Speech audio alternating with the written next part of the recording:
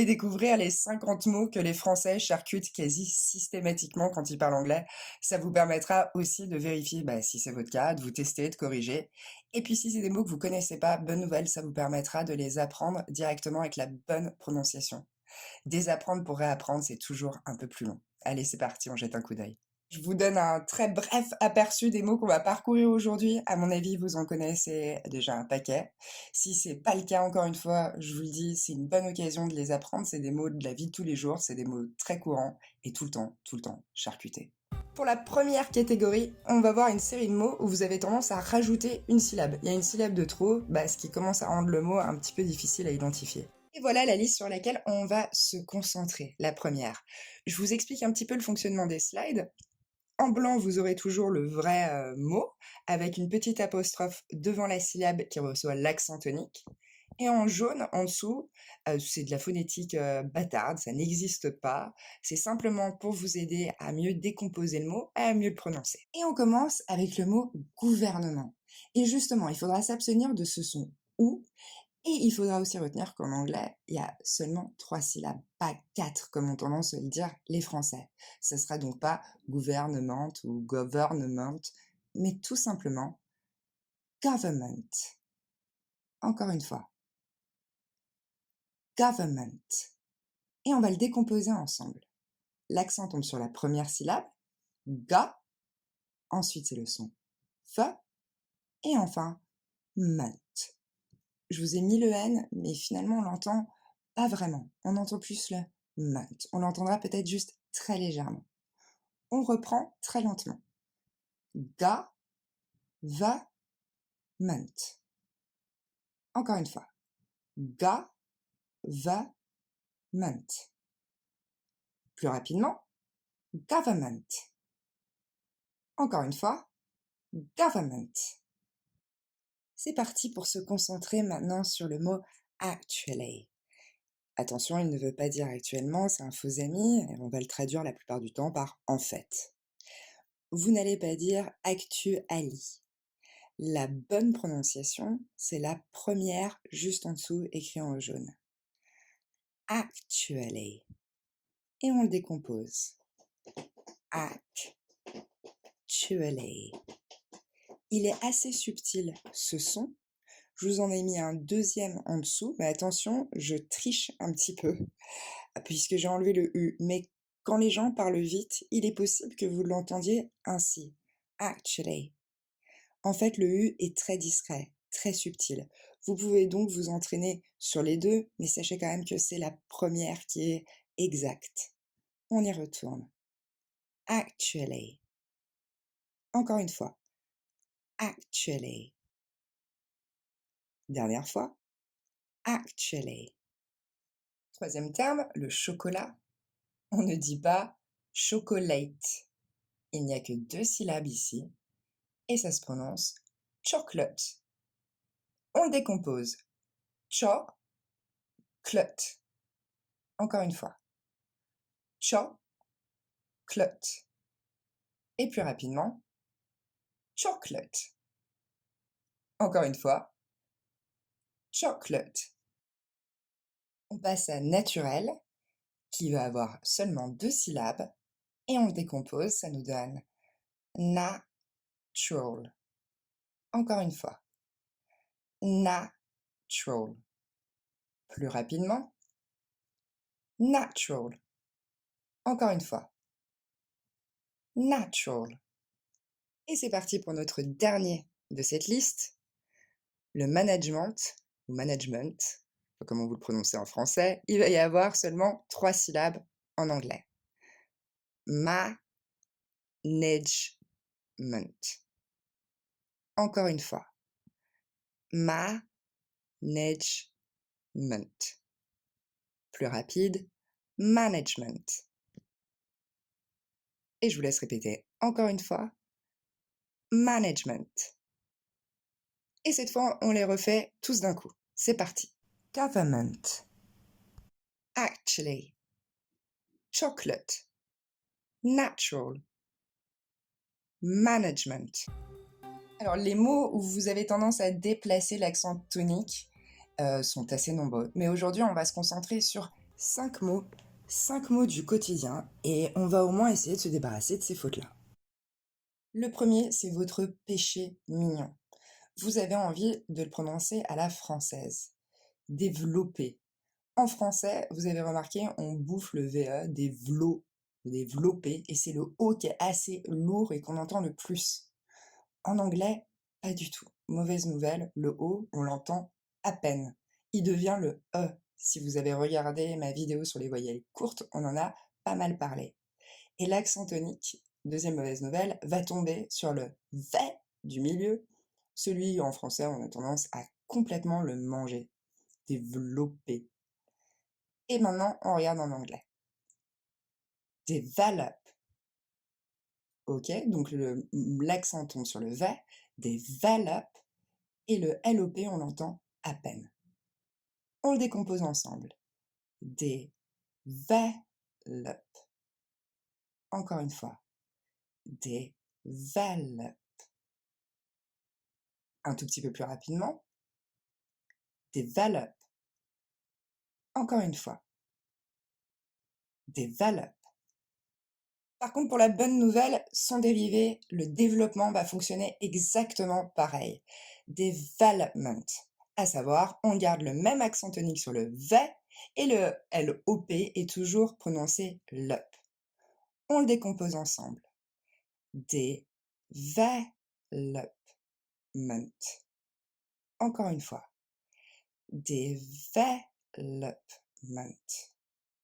Plus rapidement. Development. Et vous répétez une dernière fois. Development. L'environnement, ça c'est un mot qui vous pose aussi souvent problème. On ne va donc pas dire environment ou environnement, mais bien environment. L'accent tombe sur le son vi, la deuxième syllabe. Et on décompose lentement. Ça nous donne n, vi, run, ment. Encore une fois. N, vi, run, ment. Plus rapidement, plus naturellement, environment. Encore une fois, environment. Dernière fois, environment. Et on se penche sur la traduction de nécessaire qui se dit necessary. On va le décomposer. Ne-se-se-ry.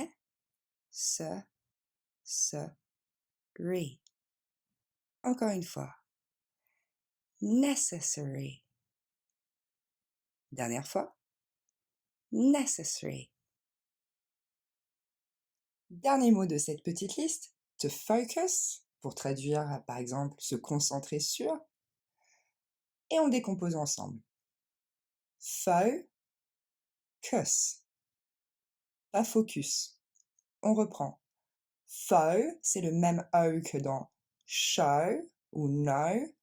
Focus. Encore une fois plus rapidement. Focus. Dernière fois. Focus. Et c'est parti, on les reprend tous à la suite des uns des autres et je vous laisse répéter derrière moi. Develop. Development. Environment. Necessary. Et vous entendrez parfois aussi des Anglais dire necessary. Necessary. Et parfois necessary. Mais la version officielle reste necessary. C'est pour ça que c'est celle-ci que je vous livre aujourd'hui. Et on finit avec focus.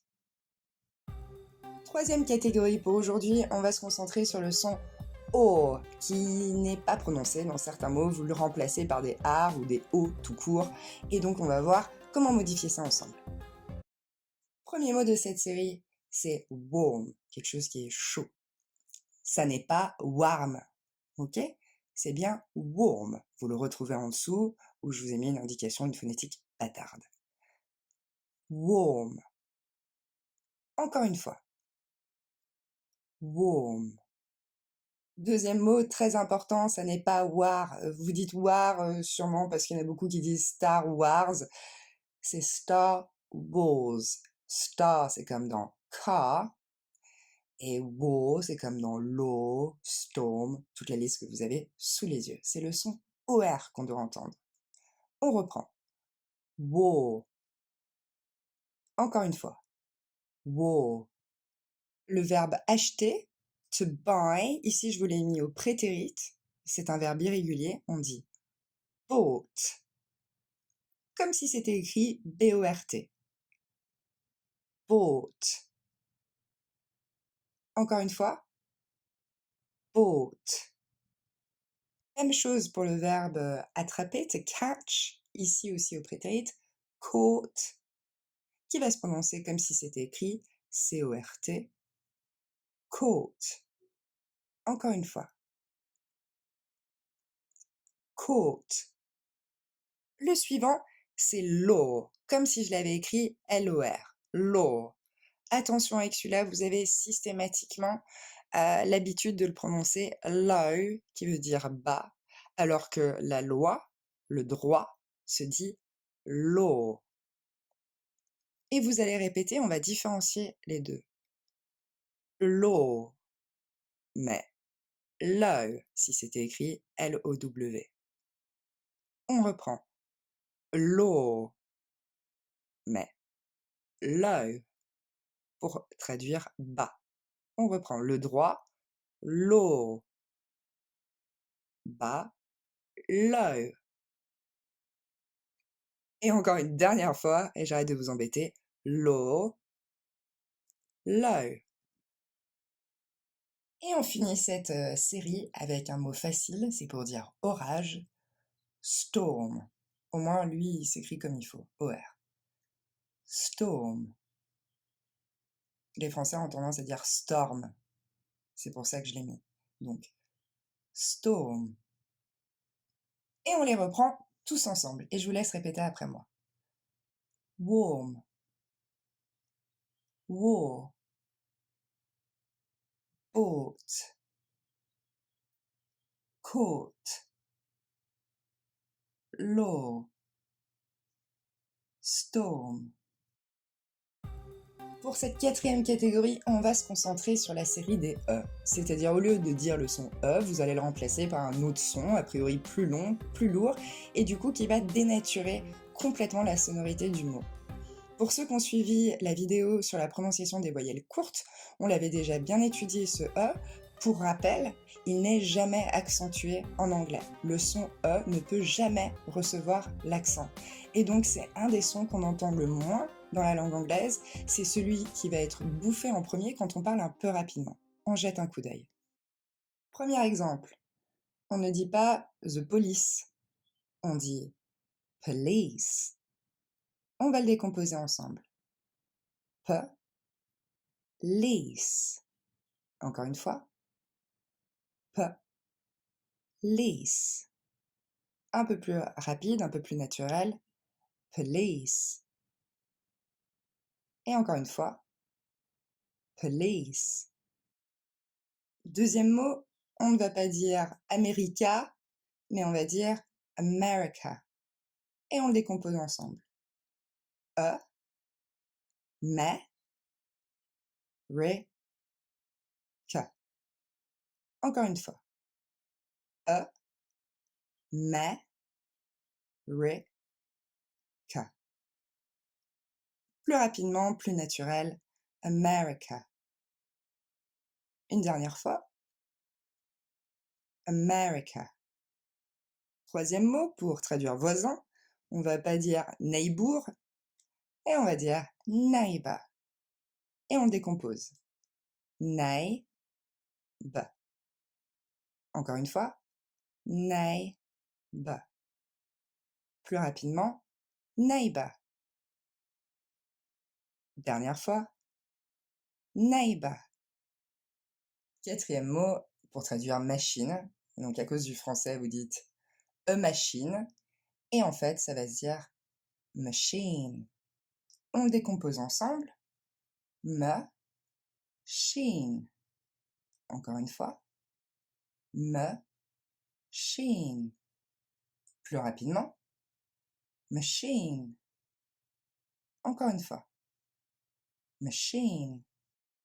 On passe au mot apocalypse. Et du coup, ça va pas se dire comme en français, apocalypse, mais on va remplacer ces A par le son E. Et ça nous donne apocalypse. On y va lentement. E, po, que, lips. Encore une fois. E, po, que, lips. Et un peu plus rapidement. Apocalypse. Encore une fois. Apocalypse. On finit la liste avec cette petite question, simplement pour vous indiquer que A ici ne sera pas dans sa forme pleine, le son de K, et donc peu de chances que vous entendiez How are you doing? Beaucoup plus probable que vous entendiez simplement un E, et du coup vous l'entendrez peut-être à peine. How are you doing? Encore une fois. How are you doing? Encore une fois. How are you doing? Allez, on les reprend tous d'un coup. C'est parti. Police. America. Neighbor. Machine. Apocalypse. How are you doing? Cinquième catégorie, ça va être la série du son en A. Et ici, vous avez tendance à le remplacer par un simple I, donc ça ne va pas, on corrige tout ça. Premier son, très souvent charcuté par les Français, climate, le climat. Ils ont tendance à dire climate, donc on déplace l'accent tonique, on charcute les syllabes. Donc on va reprendre et on va découper ça ensemble. Climate. Encore une fois. Climate. Plus rapidement. Climate. Encore une fois. Climate. Deuxième mot, on ne dit pas a crisis, mais on dit a crisis. On décompose. Crisis. Plus rapidement. Crisis. Dernière fois. Crisis. Troisième mot, la science se dit science. On décompose. Science. Encore une fois. Science. Plus rapidement, plus naturel. Science. Dernière fois. Science. En quatrième position, pour finalement, on ne va pas dire finally, mais on va dire finally. Et on le décompose. Finally. Encore une fois. Finally. Plus rapidement. Finally. Dernière fois. Finally. Maintenant, on passe à la société. Ça fait partie des mots que vous saccagez le plus, sa pire version étant a society. Donc, ce n'est pas a society, mais c'est a society. Donc, on va le décomposer ensemble. Ça donne so, si, a, t. Plus rapidement, society. Encore une fois, society. Dernière fois, society. Et le dernier de cette liste, transparent, mais pas tant que ça en termes de prononciation, il va se dire violent. On a même ici une triphtongue, c'est-à-dire une voyelle triple. On va dire violent. Allez, on le décompose. Violent. Plus rapidement. Violent. Dernière fois. Violent. Et c'est parti pour jeter un coup d'œil à la série des « et ». Ici, vous allez voir que les fautes principales, c'est que vous avez tendance à le remplacer par un son « i » et parfois même par un son en « r ». Premier son, c'est pour traduire « vivre ». On dit « to live ». Vous dites tous « to live ». I live in France. I live in France.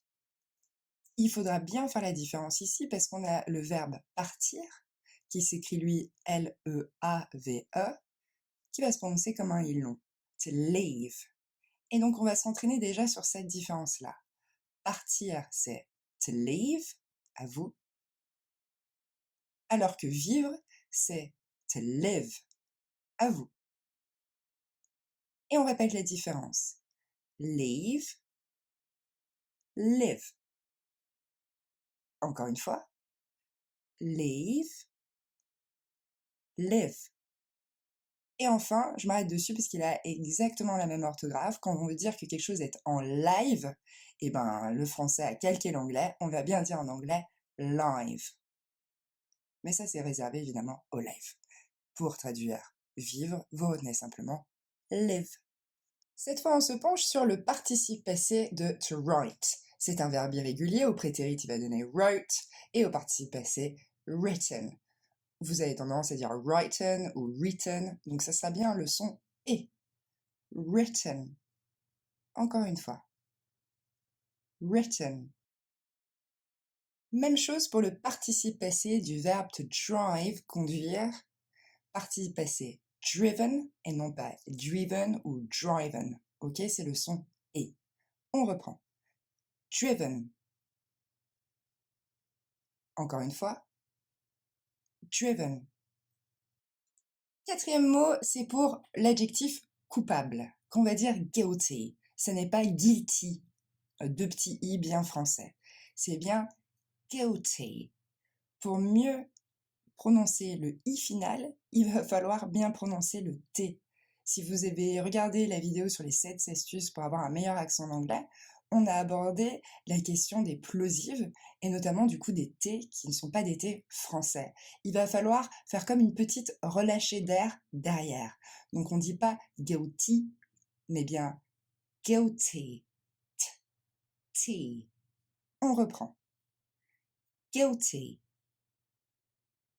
Dernière fois. Guilty.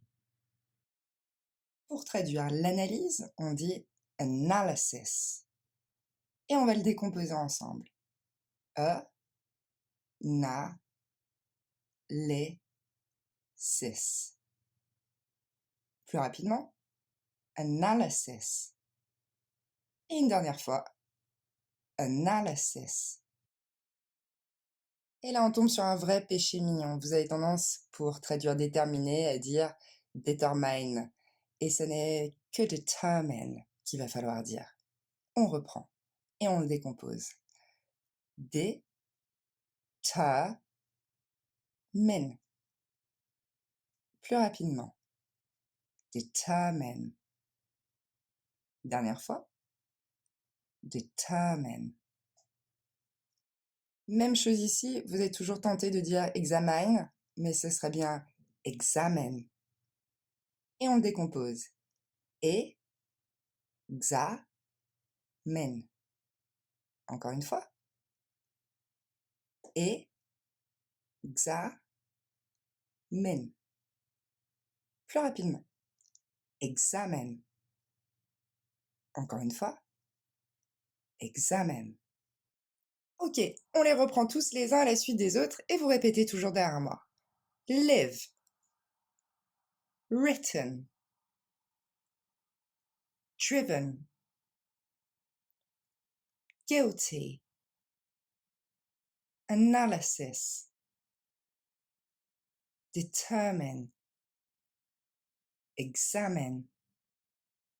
Avant-dernière catégorie, c'est la catégorie des sons difficiles. C'est un son qu'on ne pourra pas vraiment transcrire en français, je pourrais moins vous aider. Il faudra cette fois simplement essayer de répéter ce que vous entendez. C'est parti. En transcription phonétique, le son sur lequel on va se pencher maintenant, elle ressemble à ce petit V à l'envers. C'est le même son qu'on retrouve dans but et fun. On répète ces deux mots ensemble. But. Évidemment, dans sa forme pleine, au milieu d'une phrase, vous aurez tendance à le retrouver prononcé but. Mais ici, on garde sa forme pleine pour l'exemple. But. Fun. Encore une fois. Fun. Pas fun. Fun. Et du coup, ça ne sera pas blood, mais Blood. Encore une fois. Blood. Dernière fois. Blood. Deuxième mot, c'est pas front, mais front.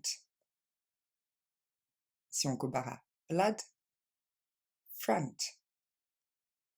Encore une fois. Front.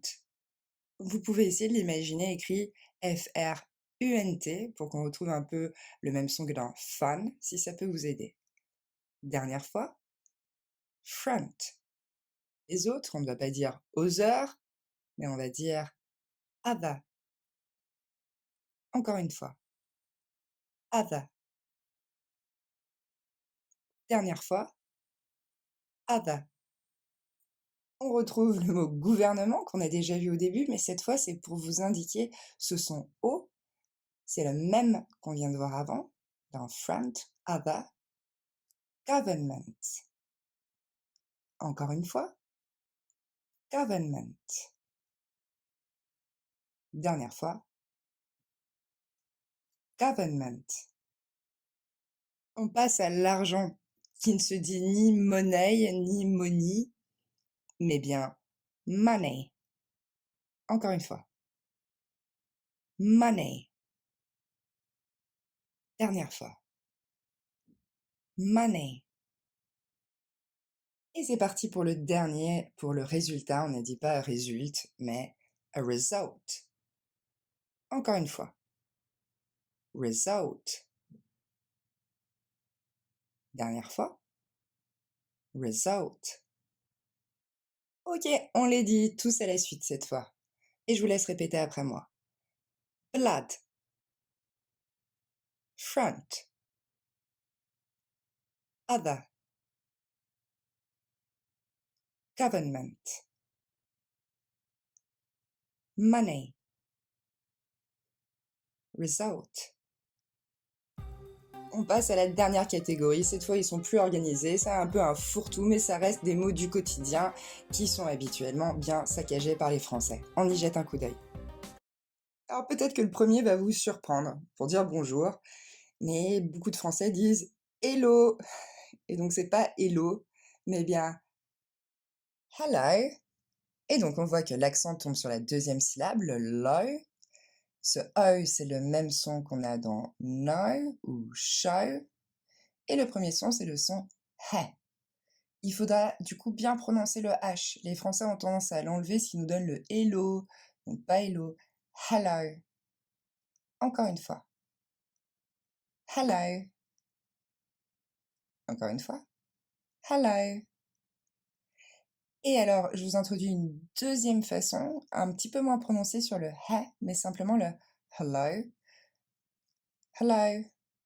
Où on entend plus le E.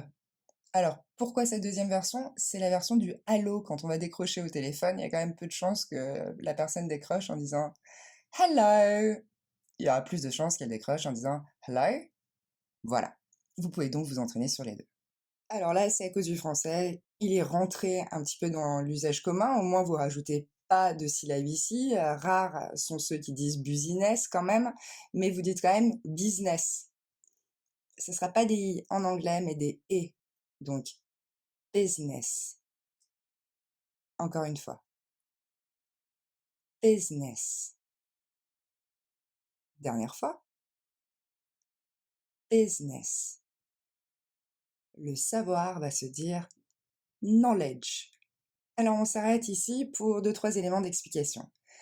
Je le reprends parce que certains d'entre vous, peut-être les débutants qui n'ont pas encore bien l'habitude d'écouter de l'anglais, disent knowledge. On enlève ce K et vous pourrez retenir la règle suivante en phonétique. Quand un mot commence en anglais par le contexte KN, on n'entendra pas le K, on n'entendra que le N. C'est le cas par exemple du genou, a knee. On reprend. Knowledge. Encore une fois. Knowledge. Dernière fois. Knowledge. Ok? Je sais que vous êtes tenté de dire knowledge. Vous évitez, vous le contournez, c'est bien un et c'est un son court. knowledge. La femme au singulier va se dire woman. On va le décomposer. Woman. Encore une fois. Woman. Plus rapidement. Woman. Encore une fois. Woman. Dernière fois. Woman. Alors que son pluriel, lui, va se dire women. On retrouve 2 fois le son et. Men. Encore une fois. Men. Plus rapidement. Women. Encore une fois.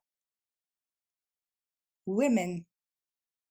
Et maintenant, on va les comparer, la forme singulier et la forme plurielle.